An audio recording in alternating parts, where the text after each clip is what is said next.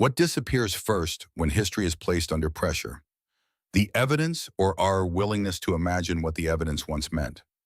Across the 20th century, the modern world learned to speak in the language of progress. Rockets rose, laboratories multiplied, antennas climbed into empty landscapes. Behind the public story of innovation, another story often moved in silence, hidden inside fenced compounds, sealed archives, and budgets written in careful euphemisms. It was a world where the distance between science and speculation could become strangely thin, and where a rumor denied often enough could harden into myth even when it began with something real. Some of these stories are documented in fragments. Others survive as testimony, declassified scraps, technical oddities, or the uneasy memories of people who stood too close to something they were never meant to understand. A radar station that seemed to slip out of ordinary time. A government program that treated consciousness as a tool. A machine built not to listen to the sky, but to alter it. A plan so audacious it imagined turning the moon itself into a message. Each account stands at the edge of credibility, yet taken together they reveal a deeper human pattern. Our determination to push beyond known limits, and our equal determination to conceal what we find there.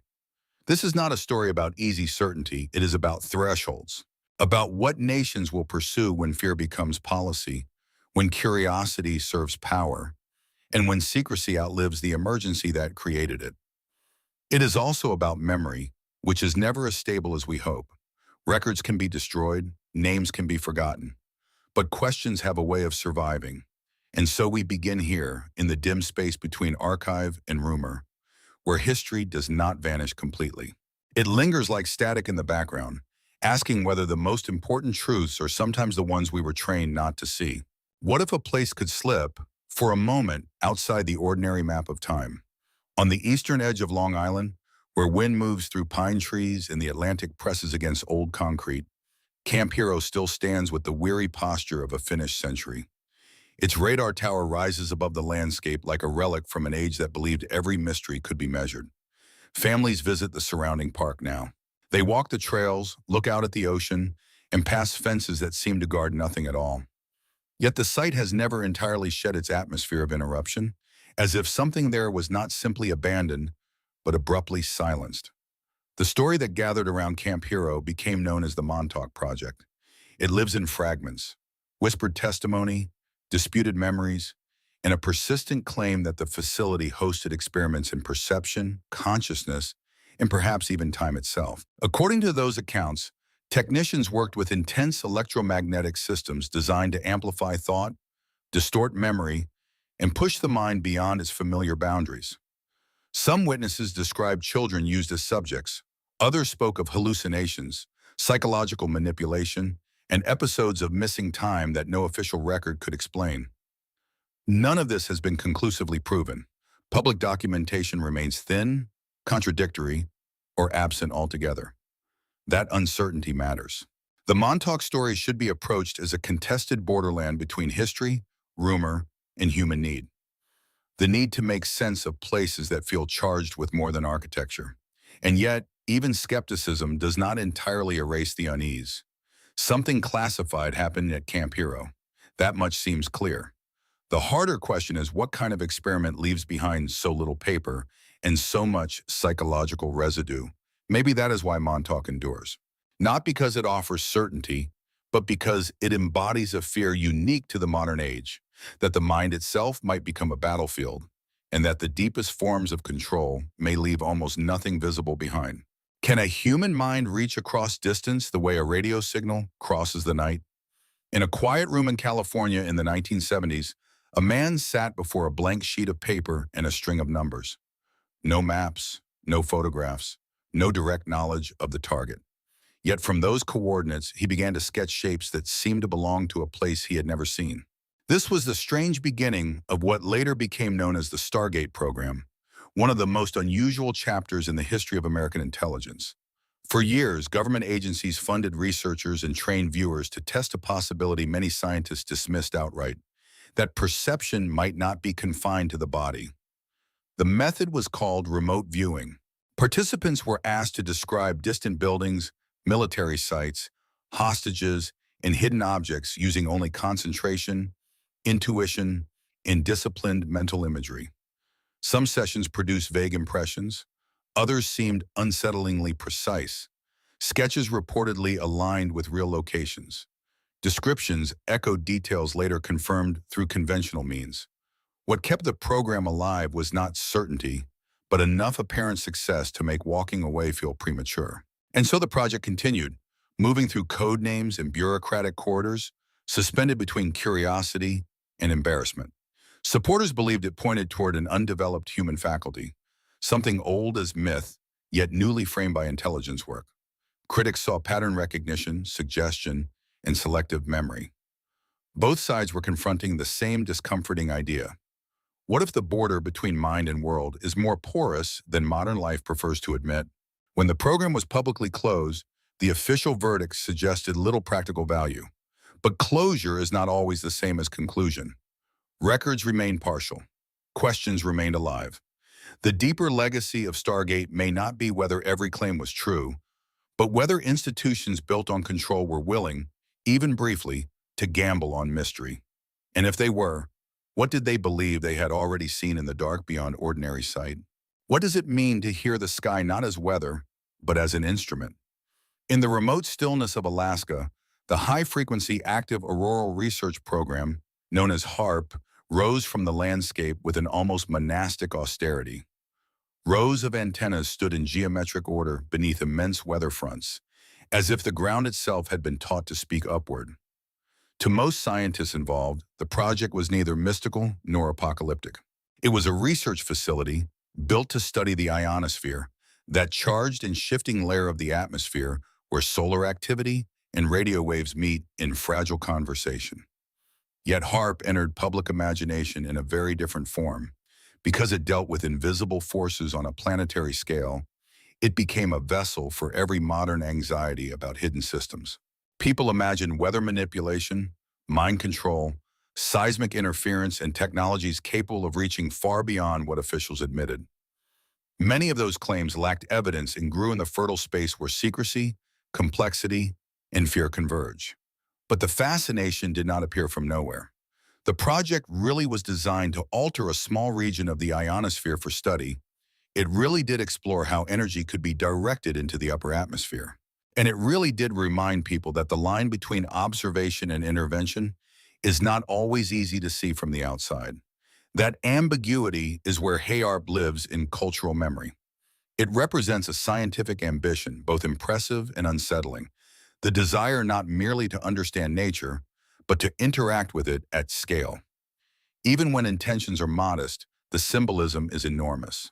Antennas aimed at the heavens awaken something ancient in us, a sense that human beings are no longer just reading the world, but rehearsing ways to revise it. Perhaps that is the lasting power of the story. HARP is not simply about one facility in one cold place. It is about our growing ability to touch systems we barely comprehend, and the humility required when knowledge begins to feel indistinguishable from control. What kind of message do you send when the audience is the entire planet? In 1958, at the height of the Cold War, American military planners considered a gesture so vast it now feels almost surreal. The proposal was simple in outline and astonishing in implication. Detonate a nuclear device on the moon, not to destroy it, not to mine it, but to create a flash bright enough to be seen from Earth. In the logic of the age, this was not madness so much as theater by other means, a celestial demonstration of reach, confidence, and technological supremacy. The project, later associated with the name AIM-119, emerged from a period when rivalry had begun to colonize imagination itself. The sky was no longer only a frontier of wonder, it had become a scoreboard.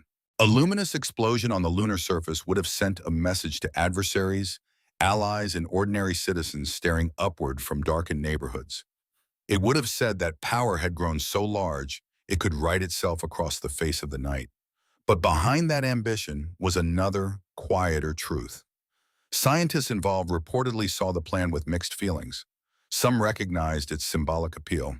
Others understood the scientific losses such an act might bring, not to mention the ethical cost of treating the moon, that ancient companion of human thought and myth, as a stage for geopolitical performance.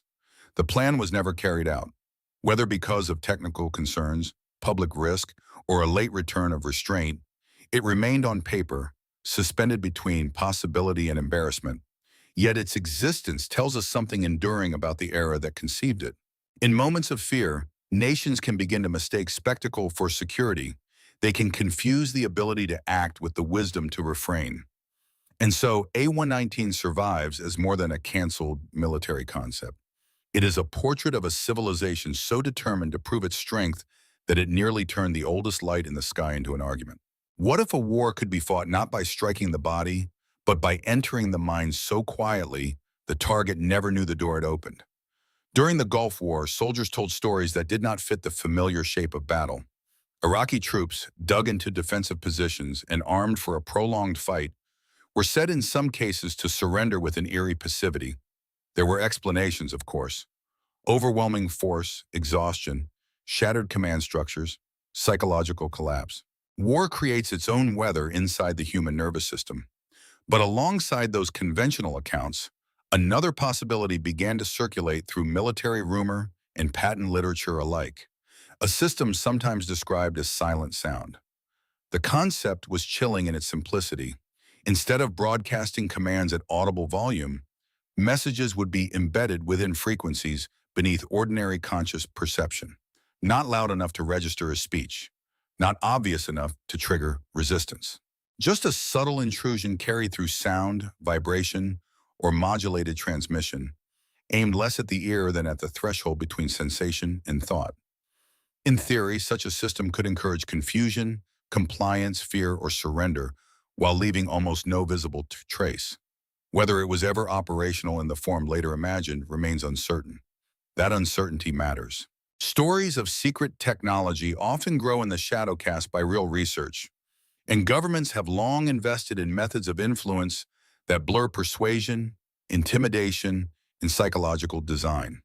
What makes silent sound endure is not only the possibility that it existed, but the unsettling familiarity of its premise. We already know human behavior can be shaped by signals we barely notice: images, tones, repetition, suggestion. The rumored weapon simply extends that truth into darker territory. And perhaps that is why it lingers in cultural memory. It asks a question more intimate than any battlefield map can answer. If language can be delivered below awareness, where does choice actually begin? At what point does a thought become truly ours? In the modern age, power does not always announce itself with noise. Sometimes it arrives as a whisper so soft it feels like your own mind speaking. Can language exist before words? In the space between pulse, attention, and instinct? In a marine research station surrounded by bright Caribbean water, a scientist once listened to dolphins not merely as animals, but as fellow intelligences moving along a different channel of awareness. John C. Lilly believed they were more than gifted mimics. Their speed, playfulness, and acoustic precision suggested a form of cognition shaped by an entirely different world. For a time, that belief drew support from institutions that saw not only scientific wonder, but military possibility. The idea that followed was both lyrical and deeply pragmatic. If dolphins could exchange complex information through sound and perception, might they also communicate in ways humans had barely begun to understand? Some experiments focused on speech imitation and problem solving. Others drifted into more speculative territory, exploring whether emotional states, images, or intentions could be transmitted across species without ordinary cues. Accounts from that era describe extended human-dolphin contact, strange moments of anticipation, and incidents in which the animals appeared to respond before a signal was visibly given. What the Navy publicly acknowledged was limited: marine mammal programs, underwater tasks, retrieval work, detection. But around the edges of that official story, another narrative survived. It suggested that dolphins were being studied not just as trainable creatures, but as living interfaces for silent communication beneath the sea. In an environment where radio can fail and visibility collapses into darkness, even a partial breakthrough would have changed the geometry of surveillance and warfare. And yet the deeper significance may lie elsewhere. The dolphin research touched a nerve because it challenged a comforting assumption that intelligence must resemble our own in order to be legible. When the work became controversial, parts of it receded into ridicule, budget cuts, and the growing isolation of its leading figures. That is often how difficult questions disappear, not with a clear answer, but with a lowering of the voice. Still, the ocean keeps its own archives. If another species can carry thought in ways we do not yet know how to measure, then perhaps silence has always contained more conversation than we ever realized. What if the air around us is not empty at all, but a hidden field of pressure, memory, and force waiting for someone to learn its grammar? In the years after World War II, a strange idea drifted through the margins of military imagination, that gravity itself might not be fixed, and that under the right conditions, weight, inertia, and motion could be altered. The name most often attached to this possibility was Thomas Townsend Brown, an experimenter who believed certain electrical effects hinted at a deeper connection between charge and gravity. His devices, often asymmetric and humming with high voltage, seemed to promise movement without the familiar mechanics of engines, propellers, or fuel. To supporters, Brown's work pointed toward a revolution in propulsion. If electrical fields could influence mass or create directional thrust, then aircraft might one day move in silence, accelerate in ways conventional machines could not, and perhaps even bypass the brutal limits imposed by speed and stress. To critics, the observed effects were more mundane: ionic wind, experimental error, hopeful interpretation. Yet the military interest surrounding such research was hard to ignore. Even the smallest chance of reducing drag, lifting heavy craft, or creating unconventional motion would have been enough to attract classified attention. That is how anti-gravity entered the modern mythscape, not as a proven achievement, but as a recurring possibility that never fully died. It appeared in patents, whispered programs, aviation rumors, and the public fascination with craft that seemed to move without visible means. The dream lingered because it offered more than a new machine. It suggested escape from an old contract between human beings and the physical world. But perhaps that is also why it remained elusive. Some ideas become larger than their evidence because they speak directly to our longing. Anti-gravity was never only about technology, it was about release. Release from weight, from distance, from the rules that make every journey costly. And maybe that is the real mystery. Not whether we nearly mastered gravity, but why the hope of rising beyond it still feels so deeply personal. What if the most revealing experiments are the ones that leave almost no trace except testimony, unease, and a trail of institutional denial? In the Nevada desert, where heat shimmers above dry lake beds and distance distorts every outline, secrecy became part of the landscape. Groom Lake, and the wider network of test sites around it, entered public consciousness as symbols of hidden aviation and classified engineering. Most of what happened there was terrestrial enough: reconnaissance platforms, advanced aircraft, prototypes that looked impossible until years later when they were finally disclosed. But around those legitimate secrets gathered stranger accounts, stories of systems tested so briefly or so compartmentalized that even those nearby could only describe fragments. Among the most enduring claims are tales of pulse-based weapons, field effects, and experimental craft that behaved less like planes than controlled anomalies. Witnesses spoke of sudden acceleration, silence where there should have been thunder, and tests conducted at night under conditions designed to isolate not just technology, but perception itself. Many such accounts remain impossible to verify in full. Some may be distortions born from distance and restricted visibility. Others may reflect the ordinary camouflage of black-budget research, where even conventional breakthroughs appear supernatural before the paperwork catches up. What matters is the pattern. Modern military power often evolves in darkness long before it enters public language. By the time citizens hear about a technology, it may already be old inside the institutions that built it. That delay creates a cultural vacuum, and into that vacuum flows speculation, myth, and fear. Area 51 became the perfect vessel for this process, a real place of concealed innovation transformed into a screen for everything the public could sense but not clearly see. Perhaps that is why the desert remains so symbolically charged. It reminds us that secrecy does not merely hide information. It changes the texture of reality around it. People begin to doubt not only what is true, but what kinds of truth are even allowed to exist. And once that doubt takes root, Every light in the distance starts to look like a message from a future withheld. What if the body could become a machine for endurance, and the cost of that transformation was hidden inside the word progress? Throughout the Cold War, military research was driven by a relentless question. How far could a human being be pushed before the ordinary limits of sleep, pain, fear, and fatigue began to bend? Some of the answers emerged publicly through pilot training, survival programs, and biomedical studies.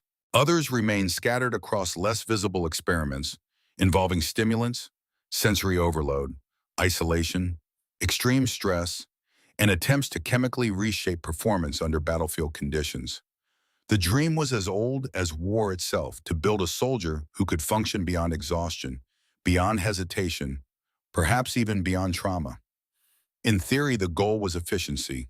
A body that needed less rest could fight longer. A mind less vulnerable to fear could remain effective under pressure. Researchers explored compounds that sharpened alertness, methods that altered reaction time, and protocols designed to measure how much deprivation a person could endure before judgment collapsed. Some studies were framed as defense. Others drifted into morally uncertain ground, where consent became blurred and the line between treatment and exploitation grew thin. This was not one single program with one clear name. It was a mindset distributed across institutions, the belief that biology was improvable if examined with enough detachment. Yet human beings do not become instruments without consequence. Every gain in endurance risks a loss elsewhere, in memory, emotion, moral restraint, or the fragile inner balance that allows someone to return from conflict still recognizable to themselves. To optimize the body is also to test the boundaries of personhood. That may be the most haunting part of these efforts. They were not only attempts to strengthen soldiers, they were attempts to renegotiate what a soldier is. In that sense, the hidden history of performance experiments is not simply about science in service of war. It is about the modern temptation to treat vulnerability as a flaw to be engineered away. But vulnerability is also where conscience lives, where empathy survives, where the human being resists becoming only a tool. And once that resistance is weakened, what exactly remains enhanced? What if the battlefield of the future was imagined not on land or sea, but in the invisible corridor between Earth and space? By the late 20th century, military ambition had begun to look upward with a new kind of intensity. Satellites were no longer symbols of scientific wonder alone. They had become eyes, clocks, relays, and quiet witnesses to nearly everything nations wished to protect or conceal. In that atmosphere, defense planners explored systems designed not merely to use space, but to dominate it, to blind surveillance, disrupt communication, and perhaps one day control the strategic architecture orbiting above the planet. Some proposals were straightforward in concept, if not in consequence.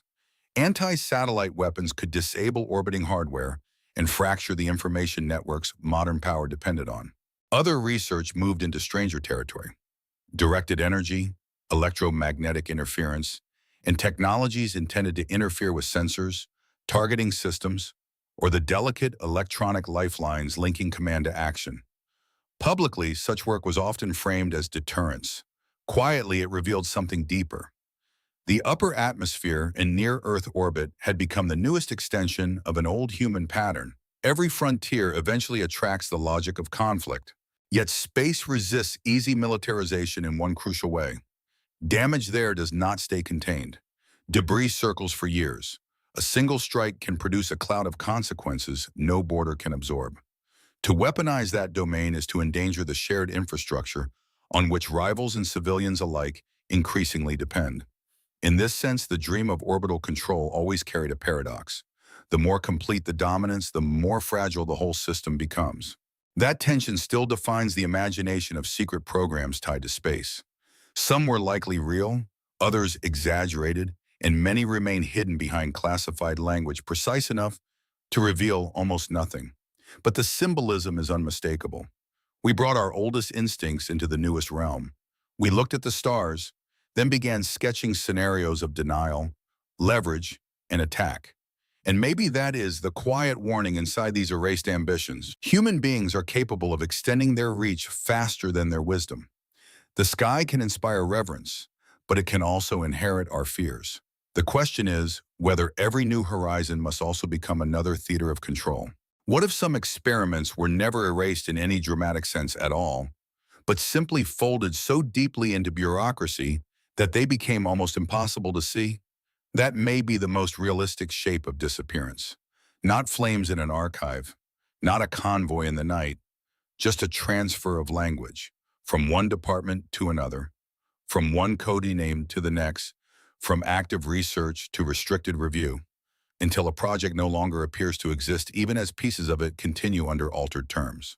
In military history, disappearance is often administrative. A question becomes a budget line. A failure becomes a classification level. An ethically troubling idea, it becomes a technical annex few people are cleared to read. Seen this way, many of the lost experiments we remember as isolated oddities begin to resemble variations on a common impulse. Some sought control over perception. Some reached toward the atmosphere, the ocean, or orbit. Others tried to redesign motion, endurance, or communication itself. Their subjects differed, but the underlying ambition remained constant: to expand the usable boundaries of power. Even when a specific effort collapsed, the desire behind it rarely did. It migrated. It adapted. It waited for better tools, safer language, or a more favorable political climate. This is why the historical record feels so fragmented. Institutions are built to preserve continuity while obscuring authorship. The public sees discontinuity: a rumor here, a declassified memo there, a scientist drifting into disrepute, a facility renamed or repurposed. But beneath that broken surface may lie a quieter persistence, one that belongs less to any single conspiracy than to the ordinary momentum of statecraft and research culture. And that recognition changes the emotional center of the story. These experiments are not haunting because they prove every rumor true. They are haunting because they reveal how modern systems metabolize uncertainty. They absorb controversial ideas, strip them of narrative, and reissue them as procedure. In the end, the most unsettling possibility is not that history has been hidden from us. It is that history may still be happening in forms too procedural, too technical, and too dispersed for most of us to notice while it unfolds. What remains after the files go quiet? Not certainty, not closure. What remains is the human residue, the lives bent around secrecy, the researchers who crossed lines they barely understood, the witnesses left holding fragments too strange to explain and too vivid to forget. That is the hidden cost running beneath every one of these stories. We often speak of secret programs as if they were abstractions: operations, facilities, budgets, technologies. But every experiment, no matter how classified, eventually passes through the hands and minds of ordinary people. A young engineer signs a document without seeing the whole design. A technician follows protocol in a sealed room. A subject consents to one thing and experiences another. A soldier, scientist, or clerk carries a memory for decades, uncertain whether speaking will clarify anything or only deepen the confusion. History tends to preserve institutions. It is less skilled at preserving the inner weather of those who serve them. And yet that inner weather matters. It tells us that secrecy is never only structural. It is emotional. It rearranges trust. It teaches people to divide what they know from what they can say, and then bring in, over time, to divide what they can say from what they can bear to remember. This is how entire eras acquire a ghostly quality. Not because they are empty of facts, but because the facts are surrounded by silence thick enough to alter their meaning. Perhaps this is why erased experiments still hold us. They are not simply puzzles to solve. They are mirrors held up to a modern civilization that prides itself on knowledge while accepting vast zones of deliberate unknowing. We sense in these stories a conflict older than technology itself: the struggle between curiosity and conscience, capability and restraint, innovation and wisdom. So before the final chapter, one question remains suspended in the air. When future generations look back at our age, what will seem stranger to them? That such experiments were imagined at all, or that so many people learned to live comfortably in the shadow they cast? In the end, the story is not really about lost machines, hidden bases, or vanished files. It is about the uneasy relationship between knowledge and power, and about the way human beings continue reaching beyond what they fully understand. Across these experiments, documented, disputed, or half-remembered, we find the same pattern repeated in different forms. Curiosity opens a door. Fear steps through after it. Then secrecy closes the room. What lingers is not simply the question of which rumors were true. Some may have been exaggerated. Some may have been misunderstood. Some may still be waiting in archives not yet opened. But beneath those uncertainties lies a truth more durable than any single claim. Entire generations lived through an age in which science expanded at extraordinary speed, while the ethical language needed to guide it struggled to keep pace. The result was not only innovation. It was amnesia, fragmentation, and a modern mythology built from what institutions could not fully explain and would not fully confess. And still, there is something deeply human in this unfinished record. We are a species drawn toward the unknown, even when it frightens us. We test the edge of the possible. We invent, conceal, regret, and remember in unequal measure. That cycle can produce great beauty and terrible blindness. It can send a signal into deep space, map the structure of the atom, or leave a witness staring at an event they will spend the rest of their life trying to name. Maybe that is why these erased histories matter. Not because they offer clean answers, but because they remind us that truth is often less like a monument than a shoreline. It shifts, it recedes, it leaves fragments at our feet and asks us to decide what kind of future we will build from them. The real inheritance of these forgotten experiments is not paranoia, it is responsibility. To remember that every breakthrough carries a human consequence. To ask not only what can be done, but what should be done. And to understand that the future, no matter how advanced, will always be shaped by the moral courage of those willing to look directly at what history tried to leave behind.